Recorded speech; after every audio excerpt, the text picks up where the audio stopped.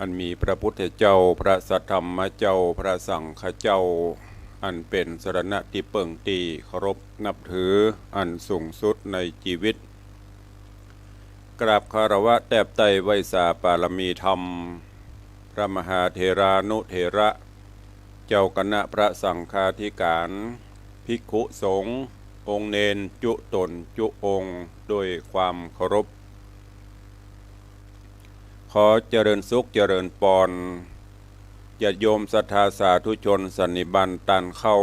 จุหนุ่มเท่าใจยิงก็ขอน้อมต้อนรับทุกท่านเข้าสู่รายการมรดกธรรมกำเมืองและสาระธรรมกำเมืองต่างสถานีวิทยุกระจายเสียงพระพุทธศาสนาแห่งชาติและสังคมคลื่นเพื่อการศึกษาพระพุทธศาสนาและวัฒนธรรมคลื่นพระพุทธศาสนาและจริยธรรมส่งสัญญาณออกอากาศทางสถานีวิทยุวัดฝ่ายหินตำบลสุเทพอำเภอเมืองจังหวัดเชียงใหม่ในเมตตาของท่านอาจารย์พระครูสมุวิสุวัตวรกิจโจท่านเจ้าอาวาสวัดฝ่ายหินผู้อำนวยการสถานีและผู้ควบคุมเทคนิคของคลื่น 104.50 เมกะเฮิรตซ์ของวัดฝ่ายหินสถานีวิทยุคลื่นพระพุทธศาสนาและจริยธรรมในความอุปถัมภ์ของมูลนิธิพระบรมธาตุเจ้าดอยสุเทพในเมตตาพระครูวรบนามวงพรหมผู้อำนวยการสถานีและท่านเจ้าอาจารย์พระมหาประสิทธิ์ผู้ควบคุมดูแลเทคนิคการกระจายเสียงส่งสัญญาณในระบบคลื่นความถี่ FM 96.0 เมกะเฮิรตซ์พร้อมกันนี้ก็ขอกราบถวายการต้อนรับและก็เจริญปอนต้อนรับพระสงฆ์มหาเถรานุเถระพ่อแม่ครูบาอาจารย์องค์เนนจุตนจุองค์ตลอดจนเจริญปอนต้อนรับญาติโยมศรัทธาสาธุชนFC แฟนรายการทุกรูปทุกท่านที่ได้ติดตาม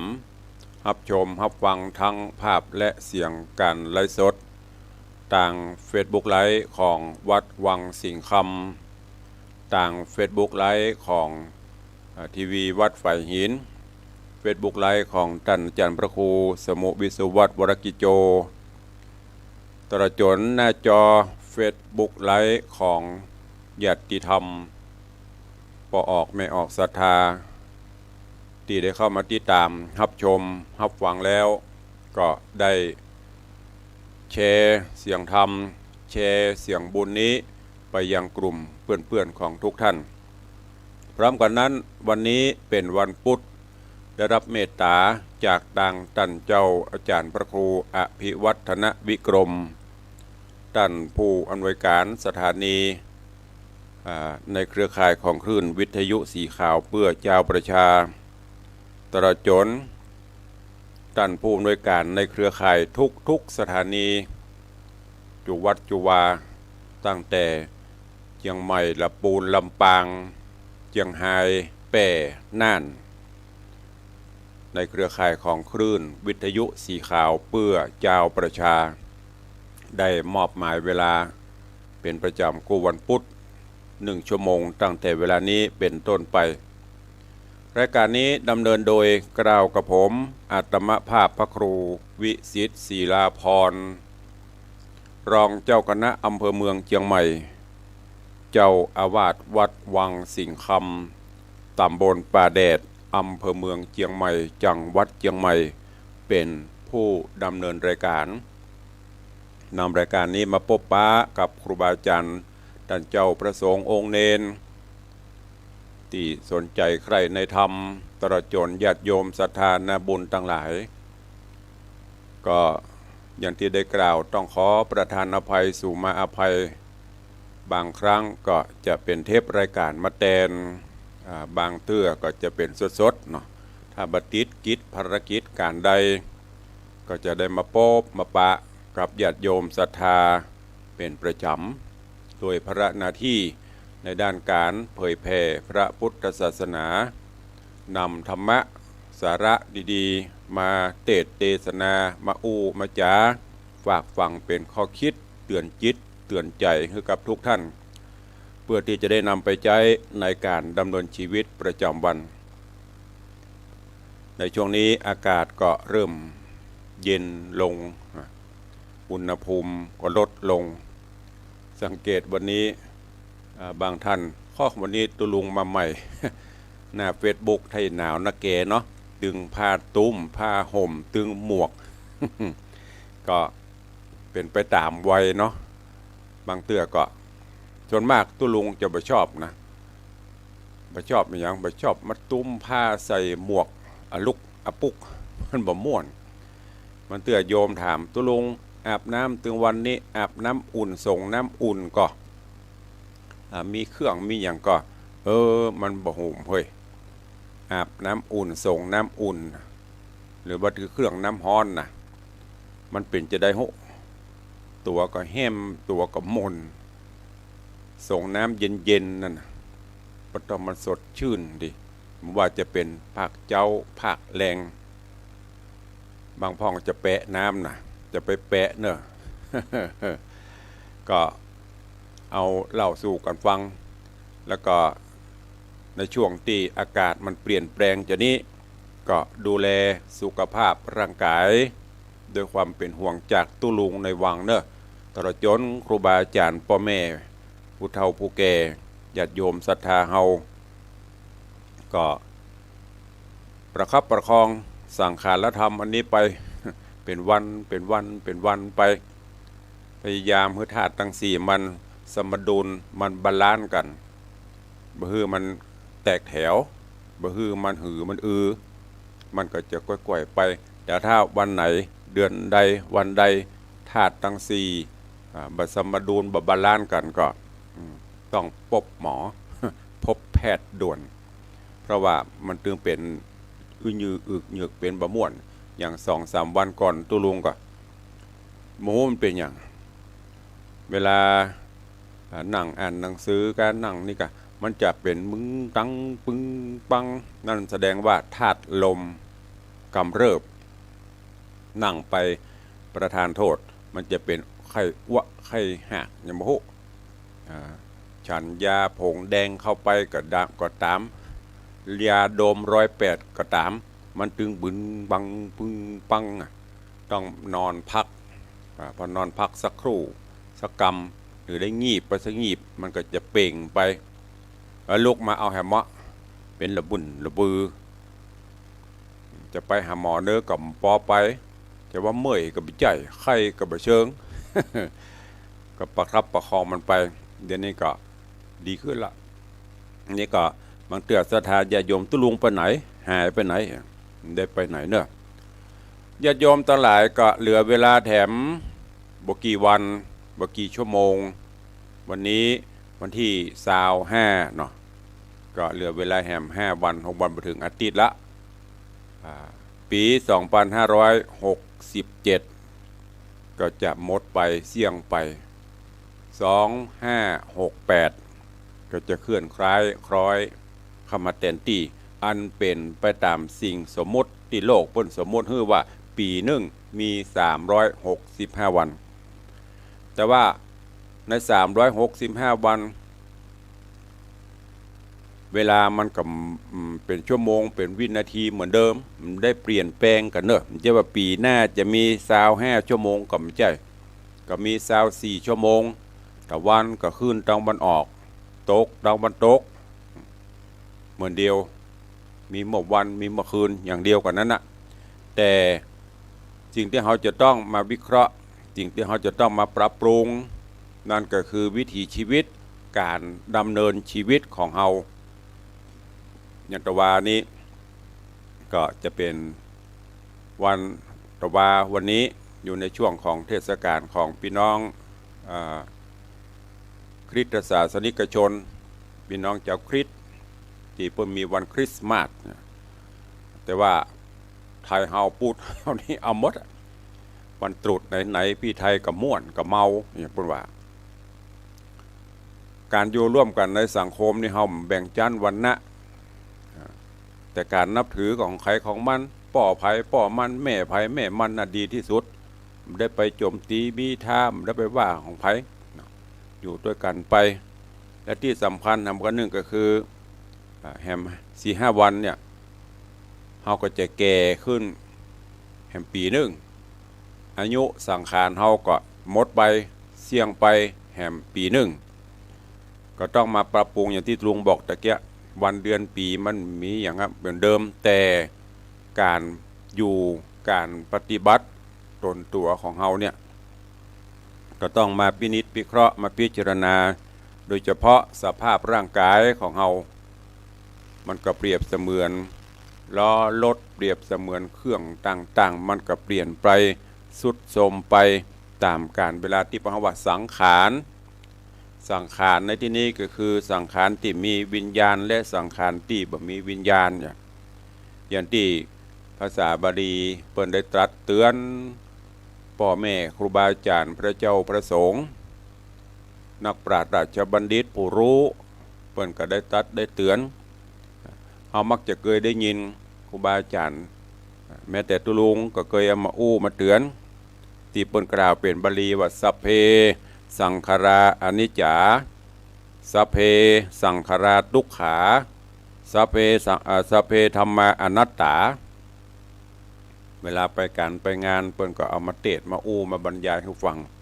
แต่ส่วนมากแล้วเราก็จะฟังกันไปเราไม่ได้ลองมาปฏิบัติหรือว่าเอามาคิดกันอย่างจริงๆจังๆญาติโยมพ่อออกไม่ออกทั้งหลายคำว่าสังขารทั้งหลายทั้งปวงนะที่พระมันบัดเที่ยงสังขารทั้งหลายทั้งปวงเป็นทุกข์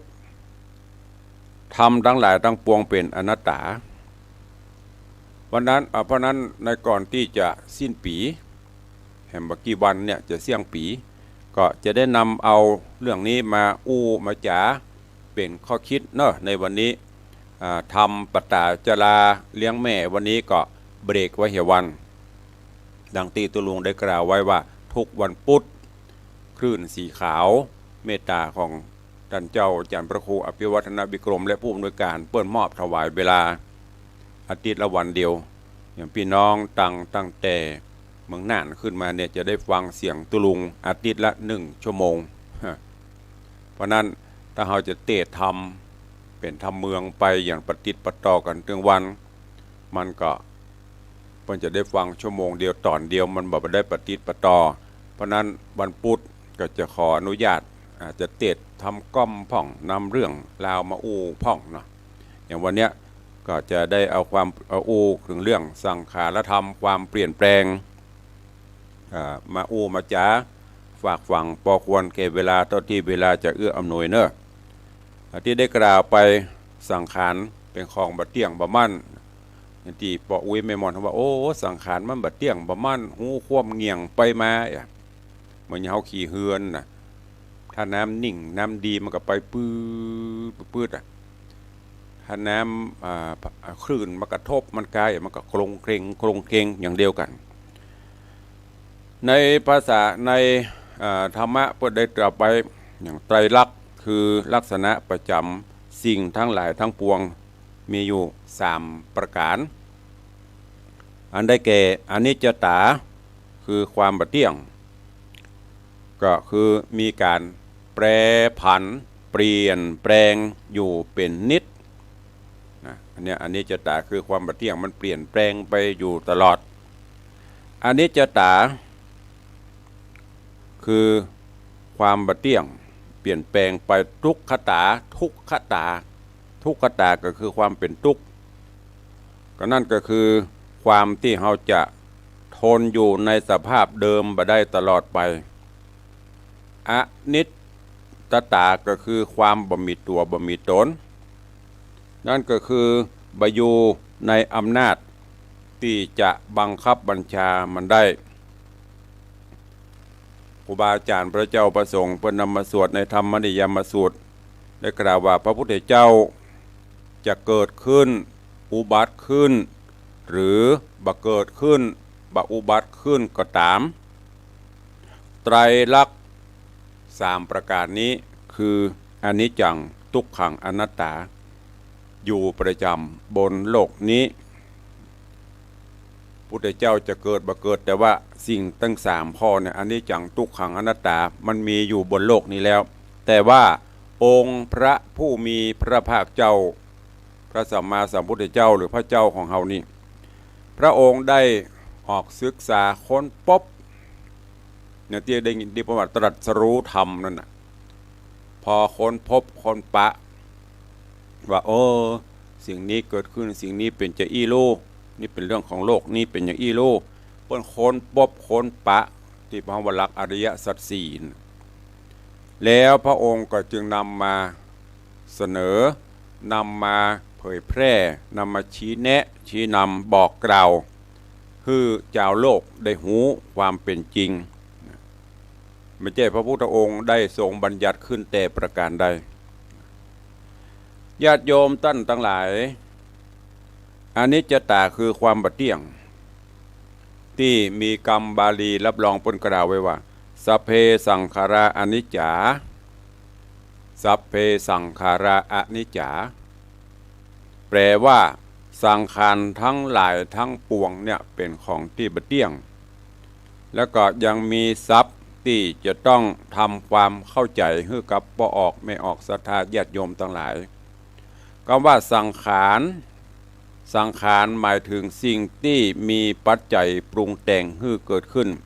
มีอยู่2ประการในธรรมะเพิ่นได้กล่าวไว้อุปทินนกะสังขารอันได้แก่สังขารที่มีวิญญาณครองมีอย่างพ้องคนสัตว์ทั้งหลายที่มันมีวิญญาณครองนะตั้งแต่มดดินบุบิบบีมุนี่นะแล้วก็อนุปทินนกะสังขารคือสังขารที่บ่มีวิญญาณครองก็ห้องเป็นสังขารเช่นว่าภูเขาบ้านเฮือนรถรางสัพพะวัตถุบรรดามีในโลกนี้อย่างหนึ่งสังขารทั้งหลายถึง2ประการที่กล่าวมานี้พี่ป้อยแม่ญาติโยมทั้งหลายบอกว่าจะมีวิญญาณหรือบ่มีวิญญาณก็ต้องตกอยู่ในหลักของอนิจจตาคือความบัดเที่ยงอย่างพอภูเขานี่เขาว่ามันคงเป็นอย่างที่ผ่านมานี่ต้องหันละน้ำทุน้ำหยังน้ำกัดน้ำเซาะก็พังถล่มทลายได้เนี่ยจะว่ามันจะตั้งโดเดแม้แต่หินผาเมินเข้ามันก็ยังหูจักผุกร่อนไปความบัดเที่ยงก็คือความเปลี่ยนแปลงความประยุทธ์อยู่กับที่ความคงทนอยู่ในสภาพเดิมบ่ได้ของสิ่งต่างๆยกตัวอย่างสิ่งที่เฮาพอหันได้ง่ายสิ่งที่หันง่ายใกล้ตัวเฮาที่สุดก็คือมนุษย์หรือคนหรือเฮาเนี่ยพี่ป้อยแม่ญาติโยมทั้งหลายลองสังเกตพอเมื่อแรกเกิดหรือเกิดออกมาก็มีสภาพเป็นทารกเป็นลูกน้อยแบเบาะนอนอย่างดวงดินกระเดียวอุเวเนี่ยเกิดออกมามีสภาพแบอยู่ในเบาะจ้วยตัวเก่าก็บ่ได้ต้องรอขยักหิวก็ห้องแง่หนาวก็ห้องพอบ่ได้เตื้อเนี่ยพออายุ10 ปีขึ้นหลัง10 ปีขึ้นไปก็จะเปลี่ยนสภาพจากทารกน้อยๆนอนแบเบาะดินกระเดียวขึ้นมาเปลี่ยนสภาพขึ้นมาจากทารกมาเป็นละอ่อนที่ปอจะอู้จ่าหูเรื่องปอที่จะช่วยเหลือตัวเก่าตัวเองได้เนี่ยพอสังเกตพอเนอะลองรับตาแล้วก็พิจารณาไปตามที่ตุลุงได้บรรยายนี่เฮาเหมือนเฮาท่านทั้งหลายบอกว่าตุลุงว่าพ่อแม่พี่น้องพอออกไม่ออกศรัทธาเหมือนเดียวกันหมดมันมีไผ่รูปออกมาละใหญ่ขึ้นหนอ นับตั้งแต่เกิดเอามากับกำแล้วกุยเง่เว้น่ะให้จากนั้นมาก็เปลี่ยนแปลงขึ้นมา10 ปีขึ้นมาก็หูละอันนี้ฮ้อนหรอจะไปยุบอันนี้หนาวหรอหูฮ้อนหูหนาวหูห้องป่อห้องแม่หูนั่นหูนี่ขึ้นมาละนี่คือความเปลี่ยนไปจาก10 ปีข้างหลังก็จะเปลี่ยนมาเป็นละอ่อนที่ช่วยเหลือได้พออายุ20 ปีก็จะเปลี่ยนสภาพจากละอ่อนมาเป็นหนุ่มเป็นสาวเต็มตัวสามารถที่จะประกอบงานเสาะว่าหากินเลี้ยงชีพการงานสามัญทั่วไปพออายุย่างเข้าหรืออายุขึ้นประมาณ40 ปีก็จะเปลี่ยนสภาพจากคนหนุ่มคนสาวมาเป็นผู้หลักผู้ใหญ่เต็มตัวละพออายุ50 ปีขึ้น60 ปีขึ้นก็จะก้อยๆเริ่มลงแล้วเนอะตอนนี้พอมาถึงจุดสูงสุดประมาณ50 ปีพอ60เข้าไปก็จะเริ่มเปลี่ยนสภาพละแก่ลงไปโดยลำดับที่หันได้ชัดผมสีขาวก็จะเริ่มเป็นดอกเหลาเขี้ยวฟันก็จะเริ่มหลุดหล่อนหักไปหูก็จะเริ่มตึงตาก็จะเริ่มมัวฟางลงเนื้อหนังมังสังที่เคยเต่งตึงก็จะเริ่มย่อนยานลงกำลังวังชาที่แข็งแรงก็จะเริ่มลดน้อยถอยลงบ่ว่องบ่ไวเหมือนเมื่อเฮาเป็นหนุ่มเป็นสาวพออายุยืนยาวมาถึง70 ปี80 ปีก็เงียการเงียงานบ่ไหวละจากนั้นก็เริ่มไปไหนทยอยกันกลับบ้านเก่าทยอยกันปิกบ้านเก่าไปตามกันจะที่จะเหลืออายุเกิน80 ปี90 ปีถึง100 ปีก็ก่อนเหลือน้อยนักแก่โดยบุญบารมีด้านนั้นที่จะมีอายุยืนยาวอย่างที่ตุลุงเคยนำมาเล่ามาอู้ให้ฟังเกณฑ์เฉลี่ยอายุคนเฮาประมาณ75 ปีประเด็นนี้วิวัฒนาการทางการแพทย์ดีขึ้นกับประมาณ80แต่เราลองมาพอเดอะไปงานศพศพนี่นะมันจะตั้งแต่50 60 70ปลายมันเหมือนจะปะ80 90นะนี่คือความเปลี่ยนแปลงของชีวิตที่เป็นห้องว่ามันไม่เที่ยงหรือกำเมืองห้องมันบัดเตี้ยงเปลี่ยนไปเรื่อยๆความเปลี่ยนแปลงในชีวิตมนุษย์เขาเนี่ยต่างศัพท์ธรรมะปัจจัยคำว่าชรา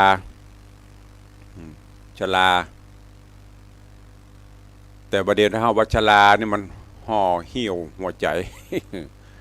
เปิดจึงเปลี่ยนซะว่าผู้สูงวัยผู้สูงอายุแต่ว่าผู้สูงวัยผู้สูงอายุก็คือคนเฒ่าคนแก่นั่นน่ะลองเอาไปการไปงานเจิญผู้เฒ่าผู้แก่ขึ้นตังบนบ้านเน้อนี่นะท่านนึกกูบ่เฒ่าเด้อไปเด้อบ่ขึ้นเด้อเพิ่นก็เลยเปลี่ยนเจิญชมรมผู้สูงอายุเฮาเน้อขึ้นมาตังบนบ้านเน้อยังแขวนหน่อยแน่ขึ้นหน่อยเพราะนั้นญาติโยมทั้งหลายเมื่อเฮาหูจะนี้แล้วหูความเปลี่ยนแปลงของเฮาเนี่ยก็คือพยายามปรับปรุงแล้วก็พินิจพิเคราะห์พิจารณาว่าความเปลี่ยนแปลงของเฮามันเป็นจะนี้ อันนี้จังทุกขังอนัตตามันเกิดขึ้นจะนี้ความเปลี่ยนแปลงในชีวิตของเฮาเนี่ยเป็นห้องว่าความแก่แต่พอออกไม่ออกศรัทธาญาติโยมทั้งหลายคนทั่วไปมักพอความชราหรือความเฒ่าความแก่จะหันได้ตั้งแต่วัยตั้งหลังอย่างที่ตุลวงบอกแต่แกหลังจาก40-50 ปีไป ส่วนในวัยแรกๆที่มันเปลี่ยนจากละอ่อนน้อยมาหาหนุ่มสาวสู่พ่อบ้านแม่บ้านวัยกลางคนเนี่ยส่วนมากเขาจะพอบาหารยังบ่ได้คิดยังกึดฮึกเหิมอยู่ชราความแก่นั่นก็มีอยู่2 ตอนแรกแก่แล้วบ่ฮู้ว่าแก่แล้วบ่ฮู้ว่าแก่เริ่มตั้งแต่เกิดมาจนถึงวัยกลางคนประมาณตั้งแต่เกิดจนถึงประมาณกลางคนก็4-50 ปีต่างธรรมะบนห้องความแก่ในช่วงนี้ว่าปฏิฉันนะชราปฏิฉันนะชราแปลว่าแก่ปกปิดแก่ปกปิดพอตอนหลังนับตั้งแต่อายุประมาณ40 ปลายแก่50หรือว่ากลางคนเป็นต้นไปเนี่ยอาการของความแก่มันจะปรากฏหึหันนะเริ่มปรากฏหึหันในต่างธรรมะป้นห้องความแก่ในช่วงนี้ว่าอัปปติฉันนราฉันนะชราอัปปติฉันนะชราแปลว่าแก่เปิดเผย อย่างที่กล่าวแต่ต้นนั่นนะความแก่แล้วก็เริ่มรู้สึกตัวว่าแก่แล้วลูกยกเว้นแต่ผู้ที่ตกอยู่ในความประมาทคือบ่ยอมรับที่จะคัดค้านตัวเก่าว่าโอ้พี่ยังไม่แก่นะน้อง ยังเพลงไปก็ยุ่มหวานนะคนประเภทนี้จะหันได้ว่าชอบปกปิดความแก่ของตัวไว้เช่นนะอันนี้ตุลุงบริวาภายเนื้อเอาสิ่งธรรมะมาฟังเช่นว่าหน้ายนหน้าเหี่ยวเฮาก็หาครีมหาเครื่องประทินผิวมาใส่เพื่อมันเต่งมันตึงมันเด้งดึงหรือประเดี๋ยวนี้วิวัฒนาการทางการแพทย์มันดีก็ไปร้อยไหมร้อยเหมยอย่างนี้ดึงแน่เพื่อมันเต่งมันตึงผมงอกก็ย้อมอย่าย้อมผมชนิดดีๆปิดผมขาว ปิดความแฉลเก๋ชราก็ไปซ้อมาย้อมไปถามว่ามันทนไหมได้ประมาณสัก15 วันละเดือนกาเอาละมันก็ออกมาแหมะขาวมาเก่าก็ต้องย้อมแหมบกปิดมันไว้เพื่อมันโพลนออกมาแต่ว่าทำไปได้บัดเมินบัดนานเนี่ยมันก็ต้องยอมแพ้ยอมการต่อธรรมชาติของความเปลี่ยนแปลงเพราะมันเป็นกฎธรรมชาติญาติโยมทั้งหลายมีภัยที่จะแก้มีภัยที่จะไขมันได้ ส่วนวัตถุทั้งหลายที่มันมีวิญญาณว่าจะเป็นรถเป็นร่างเป็นบ้านเป็นจองเป็นเข้าของสัมปติเครื่องใจอันนี้พระห้องว่าอนุปทินนกะสังขารไม่ว่าจะเป็นโต๊ะเป็นเก้าอี้เป็นที่นอนหมอนมุ้งเครื่องมือเครื่องใจทำมาหากินสิ่งเหล่านี้มันเข้ามันก็ต้องชำรุดทรุดโทรมลง ขอสุมาอภัยเนอะอากาศเริ่มเย็นนะทรุดโทรมลงซึกกร่อนไปตามกาลเวลาท่านทั้งหลายญาติโยมสาธุชนทั้งหลายผู้ครองเรือนผู้หูดีเพราะจะต้องซื้อปล่อยแม่ญาติโยมนี่ผู้เจ้าบ้านจงเห็นจะต้องซื้อมาเปลี่ยนแปลงอยู่เสมอในเมื่อมันสุดมันโทรมคร่ำครากใจการบ่ได้ความเสื่อมไปของสังขารทั้งหลายทั้งปวงที่ว่ามาเป็นเครื่องยืนยันความบัดเตี่ยงแต่บ่แน่นอนต้องแปรผันเปลี่ยนแปลงไปเป็นนิดดังกรรมบาลีที่เฮาได้ยินครูบาอาจารย์พ่อแม่พระเจ้าประสงค์ได้สวดได้แปลได้ว่าอนิจจาวัฏสังขาราอุปาทวยธรรมมิโนอุปจิตวานิโรชันติเตสังบูปัสโมสุโขเนี่ยทุกศพจะได้ยินคำนี้ที่เปิ้นจักผ้าบังสกุลเนี่ยที่เจ้าเปิ้นว่าอนิจจาวัฏสังขาราอุปาทวยธรรมมิโนอุปจิตวานิโรชันติเต สังวูปัสสโมสุโขแปลว่าจำไว้เถอะเนอะอีป้อยแม่สัตว์ชมศรัทธาบางเตือบอกว่าตัวตุเจ้านะตุเจ้าจักพาลานิจาวรสังขารลาวปาทวัยธรรมิโนแปลได้ว่าได้แปลว่าอย่างแปลว่าสังขารทั้งหลายทั้งปวงไม่เที่ยงหนอมีเกิดขึ้นและเสื่อมไปเป็นธรรมดาเกิดขึ้นแล้วย่อมดับไปการสงบสังขารเหล่านั้นเสียเป็นสุขมันเกิดขึ้นตั้งอยู่แล้วก็ดับไปเหมือนอย่างที่ตรุงวัตกี้ความเปลี่ยนแปลงนะตั้งแต่น้อยไปถึงกลางคนเข้าสู่วัยชราแล้วก็ปากันทยอยปิกไปอันนี้แหละญาติโยมศรัทธานาบุญทั้งหลายลองนำไปคิดพิจารณาเอาเนอะนักปราชญ์ในทางพระพุทธศาสนาเป็นได้เรียบรวบรวมเรียบเรียงต่างๆมามาจ่าฮือกับญาติโยมศรัทธาลองนำไปศึกษาเรื่องความทุกข์กาว่าวิถีชีวิตเราเกิดมามันเป็นเช่นนี้เพราะอะไรอย่างแล้วก็มีองค์ประกอบแห่งมันนึงก็คือเรื่องกรรมเรื่องวิบากต่างๆที่เราได้ประสบพบปะบางท่านอาจจะความทุกข์ความยากมันอย่ามาครอบงำเฮาเปิ้นอย่าเป็นสุขเฮาก็บอกว่าเปิ้นจะสุขบ่สุขจะไปหานว่าคนร่ำคนรวยจะมีความสุขนะบางเตื้อก็เฮาบ่ฮู้กับเปิ้นบางเตื้อเฮาก็หานว่าอันนี้อย่ามาตุกใบตุกบอดนอนเหี่ยตามข้างถนนหนทางก็ต้องมาดูมาศึกษามันเปลี่ยนไปตามแห่งมันนึงก็คือกรรมภัยกรรมมันกรรมมุนาวัตติโลโกสัตว์โลกย่อมเป็นไปตามกรรมมันเป็นสิ่งผูกพันผสมกันไปเนอะเพราะฉะนั้นแถมบักกี่วันก็จะเสี่ยงปีอย่างที่ตุลุงบอกไปแต่ต้นก็ต้องยอมรับในความเปลี่ยนแปลงเนอะจะไปฝืนมันอันนี้จังทุกขังอนัตตาบัดนี้บางเตื้อถ้าเฮาฮู้จักนำธรรมะมาใจมาปรับปรุงแก้ไข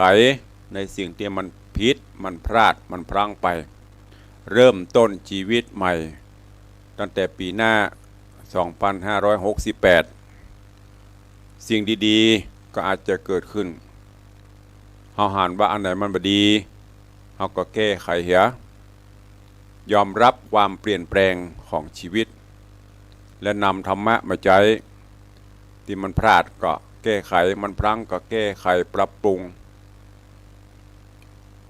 ชีวิตเฮาท่านทั้งหลายก็จะประสบความสำเร็จผลส่วนที่ว่าโรคภัยไข้เจ็บปตุลุมันเป็นไปตามสภาวะทุกข์อย่างที่บอกไปตะเกียงเหมือนกันมันก็มีบางครั้งก็ร่างกายธาตุมันบัดสมดุลกันก็หาวิธีป้องกันแก้ไขกันไปอันนี้ตามที่ได้ยินผู้เฒ่าผู้แก่อีป่อยแม่ครูบาอาจารย์เปิ้นอุปมาให้ฟังเนอะมันจะในเนื้อหาธรรมะอันนี้เป็นข้อเปรียบเทียบฟังแล้วก็น่าคิดนะเปิ้นบอกว่าไดตุเจ้าคนเฮานี่นะ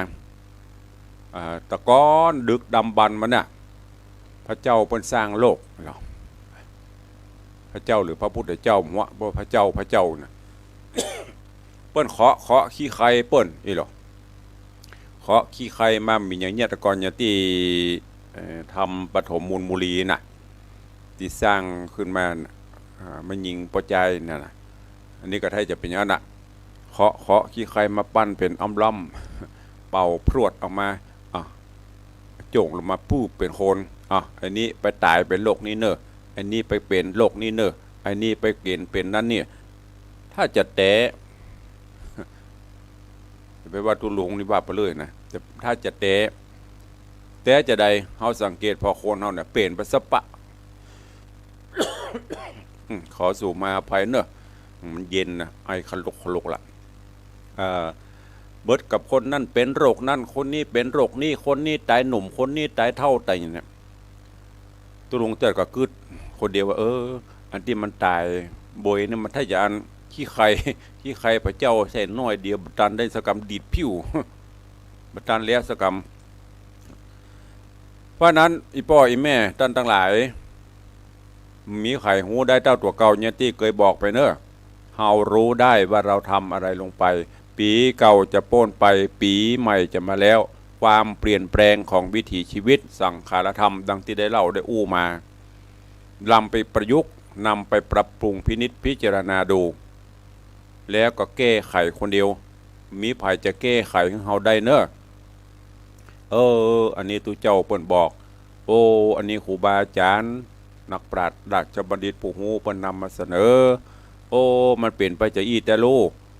เมื่อก่อนเฮาก็เป็นว่าเฮาหลงทางไปแต่ลูกนี่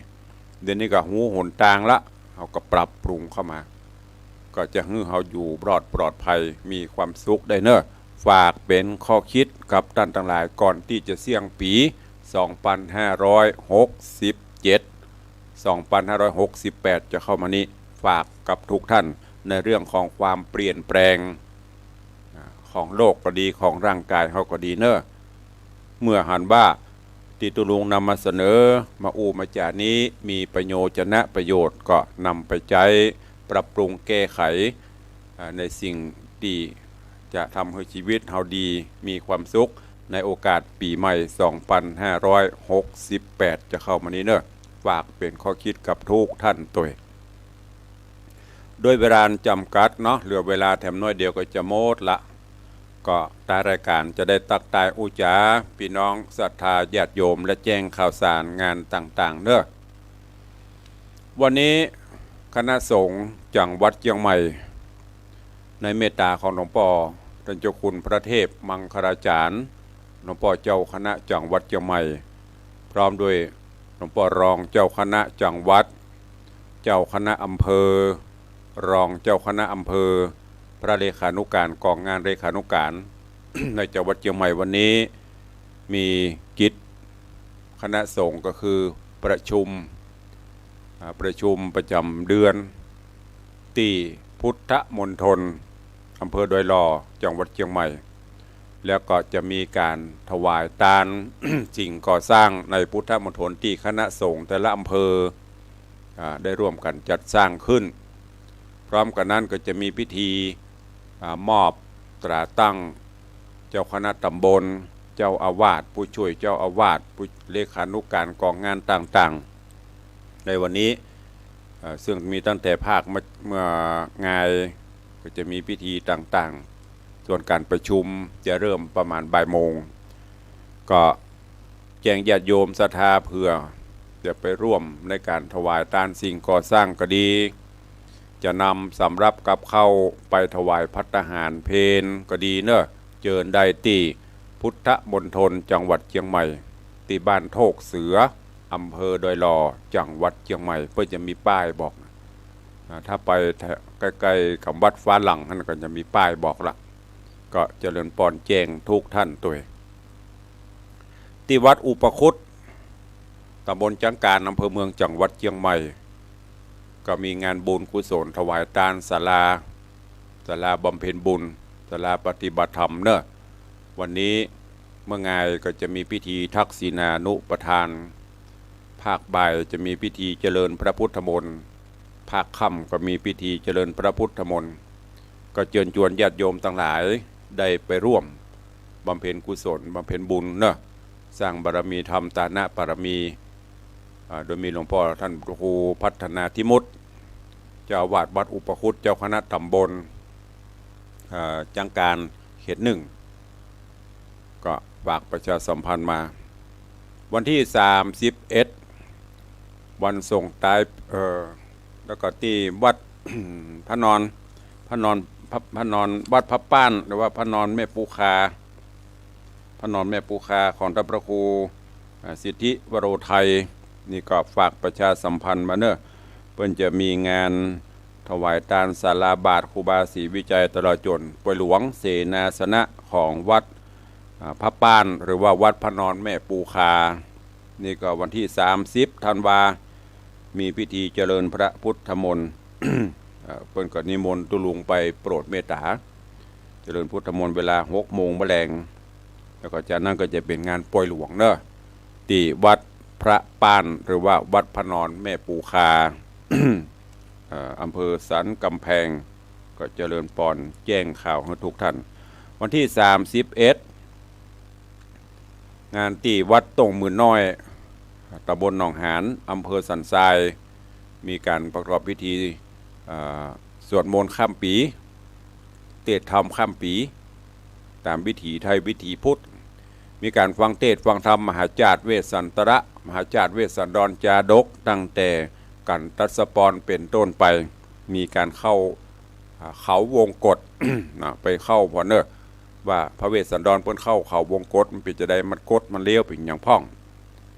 มีการเทศนาธรรมไปตลอดวันแล้วก็ภาคเมื่อคืนก็จะมีการสวดมนต์ข้ามปีก็เชิญชวนทุกท่านเนอะไปร่วมฟังเทศฟังธรรมร่วมปลูกจ้ากันเทศกันธรรมโดยพร้อมกันที่วัดโต่งมือน้อยตำบลหนองหานอำเภอสันทรายจังหวัดเชียงใหม่ในวันที่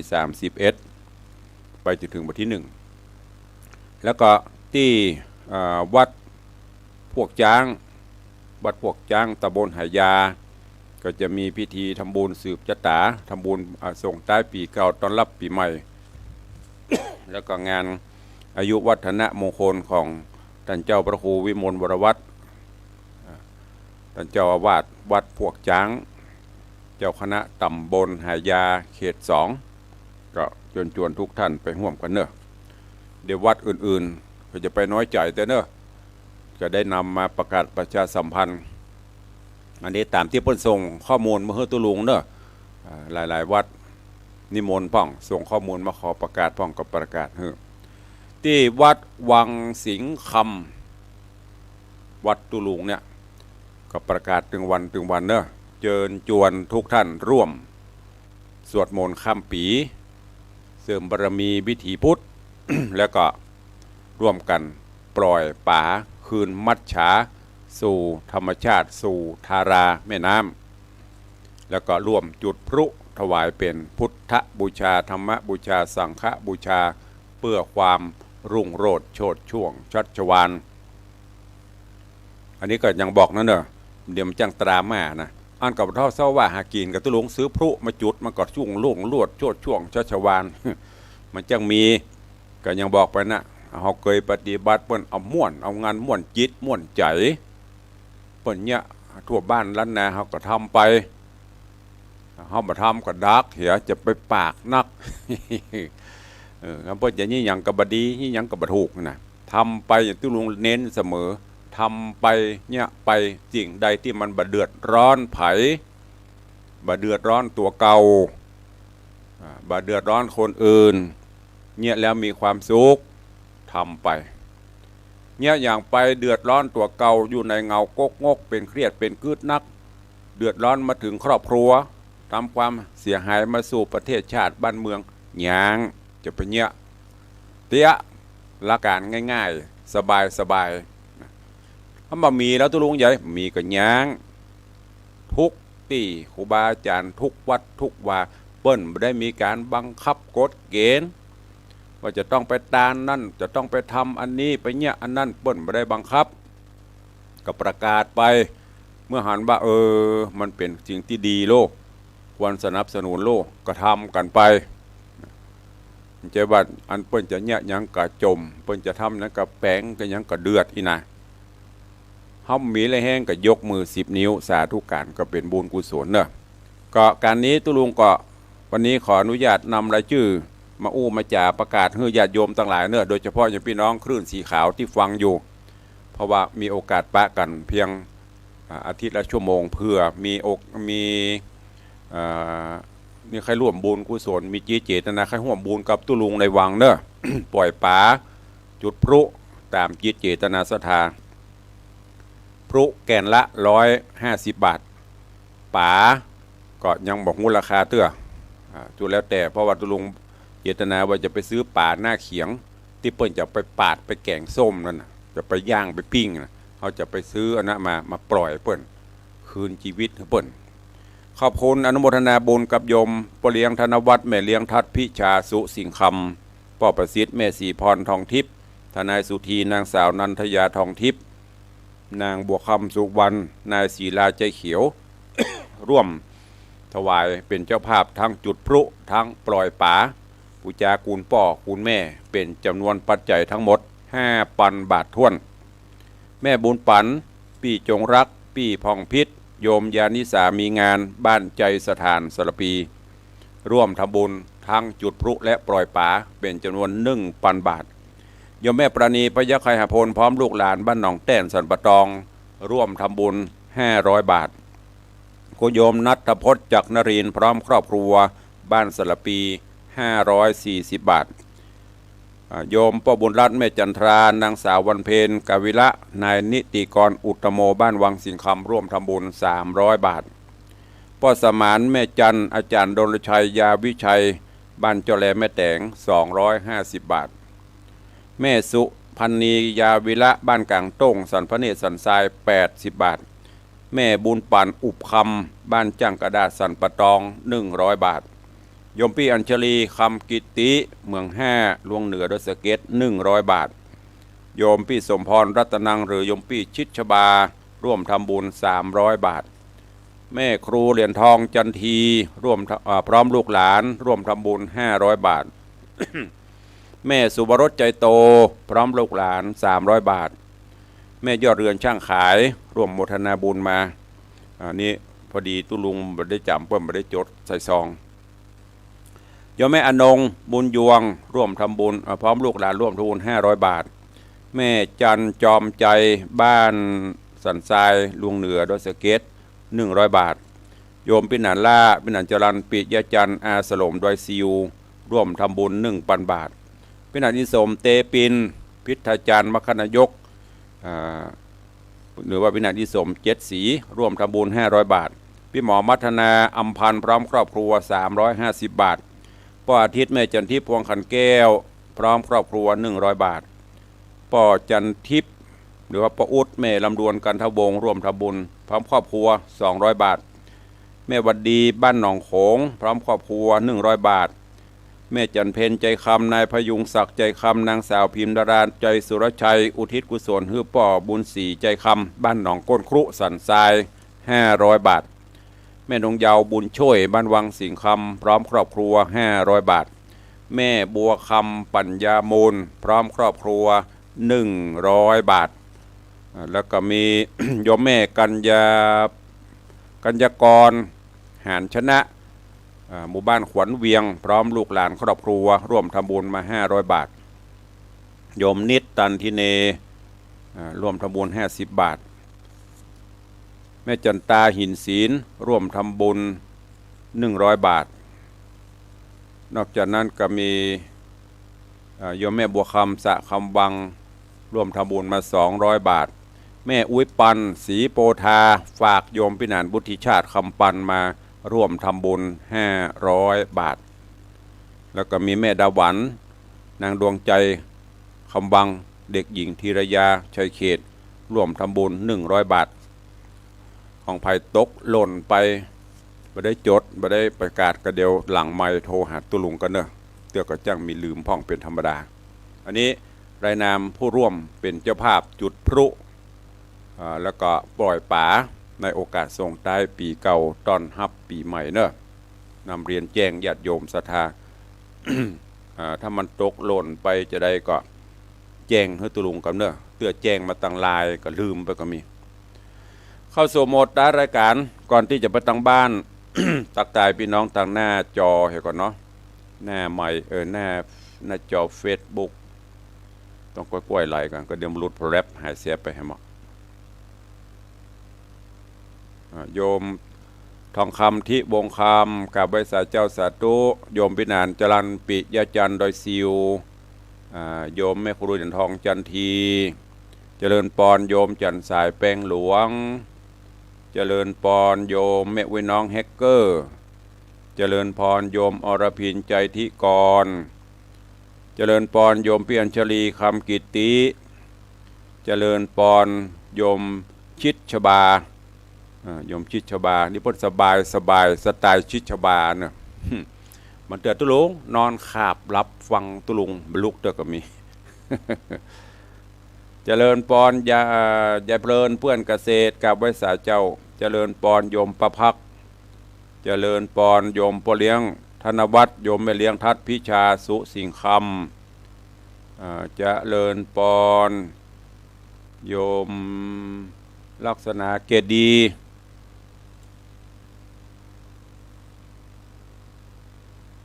ต้องคุมถึง2 อันถ้าเตียตรุงตาล็อกเล็กล็อกแดกมันพอ4 เครื่องก่อนนะโน้ตบุ๊กเครื่องถ่ายใหญ่เครื่องควบคุมวิทยุโทรศัพท์เจริญปอนยายเอ้ยโดยซิวถวายการต้อนรับตุปีมหาคมสันจากกรุงเทพมหานครแล้วก็สลาไม่งิ้วกำลังรับชมอยู่สาธุอนุโมทนาขอบคุณทุกท่าน3 นาทีทองสุดท้ายเอาใครจะอู้ตัวตุลุงตั้งบ้านตั้งจองโทรเข้ามาได้ตั้งแต่น่านเป็นต้นมา0817836540 กราบขอบพระคุณเนอะกับท่านผอ.คลื่นสีขาว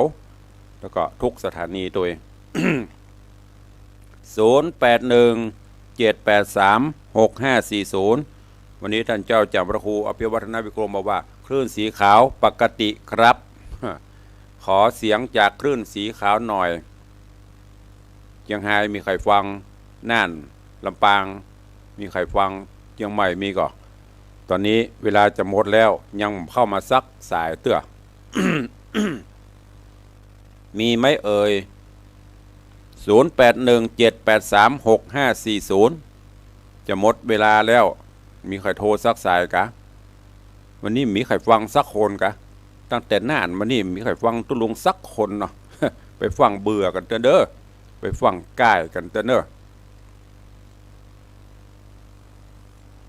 นึกว่ามีใครฟังสักคนอีวันนี้นี่ไทยเมืองเกณฑ์เนี่ยกันเนี่ยเจริญปอนจากไหนเจ้าบ้านห้องหลงลีเนาะสาธุสัดเจนดีเนาะอนุโมทนาบุญเนอตูได้สาธุเนออนุโมทนาเอาสายต่อไปเข้ามาตะกี้จากลีสาธุเจริญปอน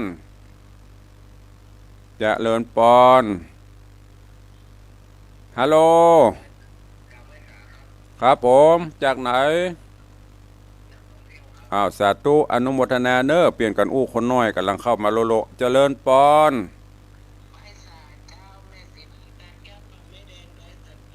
สาธุสาธุอนุโมทนาสาธุเนอไม่เป็นไรเอาเปลี่ยนกันอู้สาธุเจริญปอนฮัลโหลจากที่ไหนแม่ละอองห้างฉัดลำปางหนาสาธุเนอเจริญปอนเด็กหญิงบุญปานมีงานสาธุอนุโมทนาสายต่อไปเจริญปอนสาธุจากดอยหล่ออนุโมทนาเนอสาธุเจริญปอนสายต่อไปนำมันมาตือสุดท้ายนี่ เวลาจะหมดละขจายโอ้ ตืดไปแล้วมีครับก็แฮมสัก1 สายเวลาหมดแล้วเร็ว มีแล้วเนาะจบข่าว ขอบพระคุณได้อู้ก็ดีไม่ได้อู้ก็ดีสู่มาอภัยเนอะมันมาตือกันสุดท้ายตุลุงแห้งเวลาไว้บรรนักเพราะมันจะเป็นการเสียเวลาของสถานีอู้กันนัวให้หัวกันม่วนพอควรแก่เวลาวันนี้เวลาหมดเวลาแล้วล้ำเวลาเพิ่นมาขอนำรายการจากครูบาอาจารย์ท่านเจ้าพระเจ้าประสงค์องค์เนนพอออกไม่ออกสถานบุญไปก่อนเนาะปะกันใหม่ในวันต่อไปท่านผู้ใดจะทำบุญร่วมปล่อยป่าและจุดพลุกับตุลุงสามารถโทรมาหลังไมค์ได้ตลอดเนอะ0817836540อยู่ดีมีสุขเหมือนกันจุตนจุองจุผู้จุคนเนอเจ จตารโอธรรมาวัฏันติอายุวันโนสุขังพระลัง